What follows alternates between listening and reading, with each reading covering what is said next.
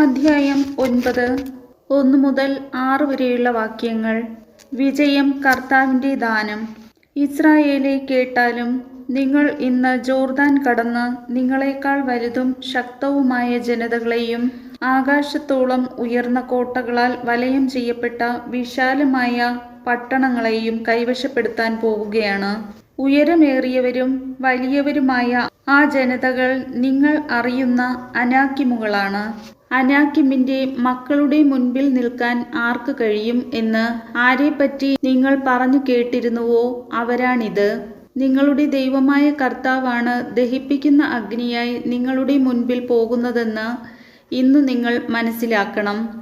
അവരെ പുറത്താക്കുകയും നശിപ്പിക്കുകയും ചെയ്യാൻ നിങ്ങൾ മുന്നേറുമ്പോൾ കർത്താവ് വാഗ്ദാനം ചെയ്തിട്ടുള്ളതുപോലെ നിങ്ങൾ അവരെ തോൽപ്പിക്കുകയും നിശേഷം നശിപ്പിക്കുകയും ചെയ്യും.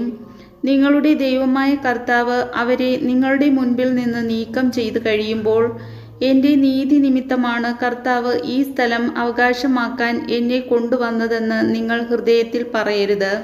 ഈ ജനതകളുടെ ദുഷ്ടത നിമിത്തമാണ് അവിടുന്ന് അവരെ നിങ്ങളുടെ മുൻപിൽ നിന്ന് നീക്കിക്കളയുന്നത്. നിങ്ങളുടെ നീതിയോ ഹൃദയ പരമാർത്ഥതയോ നിമിത്തമല്ല നിങ്ങൾ അവരുടെ രാജ്യം കൈവശപ്പെടുത്താൻ പോകുന്നത്.